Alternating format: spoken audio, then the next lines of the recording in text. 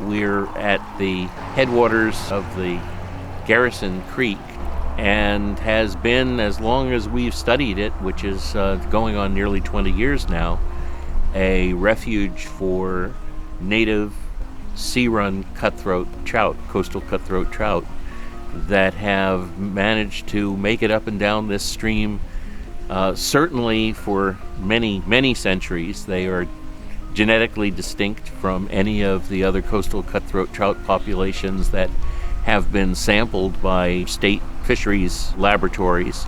The thing that makes coastal cutthroat trout so interesting is that they are the toughest fish in the salmon group, in the Oncorhynchus genus, that while most of the salmon we associate with big rivers or big tributaries and deep year-round water, coastal cutthroat trout are specialists at surviving in really extreme conditions. They're in places that people don't look, or in places that no one thinks there could possibly be fish anymore. And that, in fact, is some of the story here. This population has clung to life. It's thrived thanks to the folks that have been here and have owned and managed and stewarded this place for the last decade or so. My husband Joe and I bought this property after having been in love with the San Juan Islands for many years, and decided to relocate our lives and our business to the island. One day a gentleman showed up at our door and very politely asked if it would be okay with him if he could take video clips and pictures of our stream. This surprised us a little bit because we didn't know we had a stream.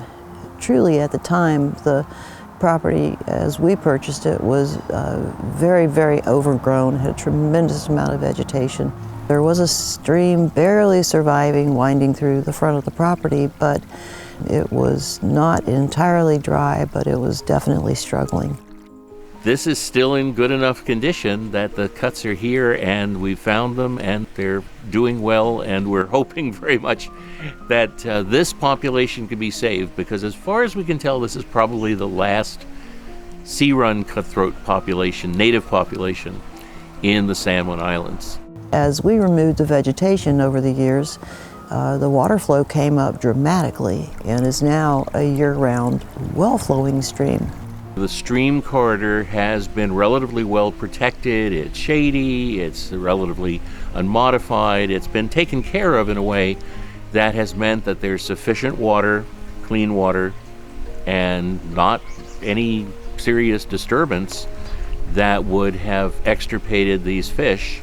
And we're seeing them here at all stages, from young of the year, from fry, to adults that are returning from the sea to spawn right about where we are. It was very interesting for Russell to kind of guide us on how to best preserve the habitat for this struggling species of trout.